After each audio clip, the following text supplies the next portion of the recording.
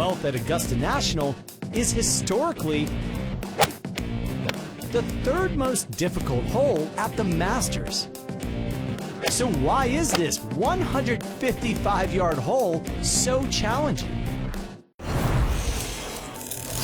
The variable that gets the most attention is the swirling wind, created by wind flow down the 11th hole and up the 13th.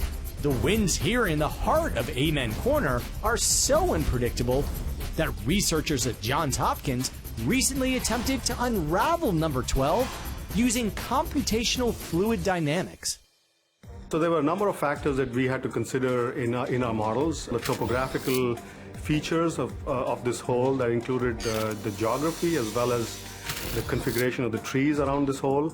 We also took into account the type of club that we wanted to use, the launch angle, the spin rate. We ended up modeling 8 different wind directions, which pretty much covered the whole 360-degree angle around the green, and also 3 different wind conditions going all the way from low speeds of about 3 meters per second to fairly high speeds of about 10 meters per second.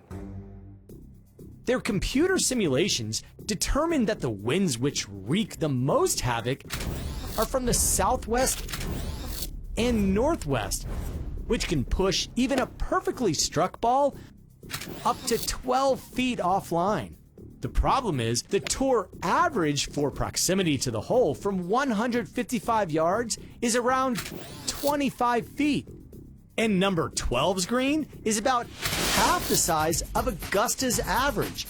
In fact, it's so small that there are actually no possible pin locations from which a ball 25 feet from the hole is guaranteed to be on the putting surface. And there is one more bit of information that came from the computer simulations.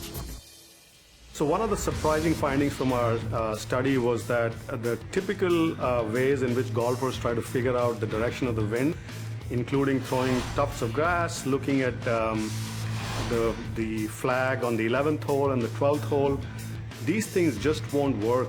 And what we found was, based on our simulations, is that that's really a bad idea. In fact, the 11th hole flag tells you nothing about what's happening on the 12th hole. These kinds of methods might actually give you the wrong information and make you choose the wrong shot. Probably the best thing for a golfer to do at this hole is not overthink.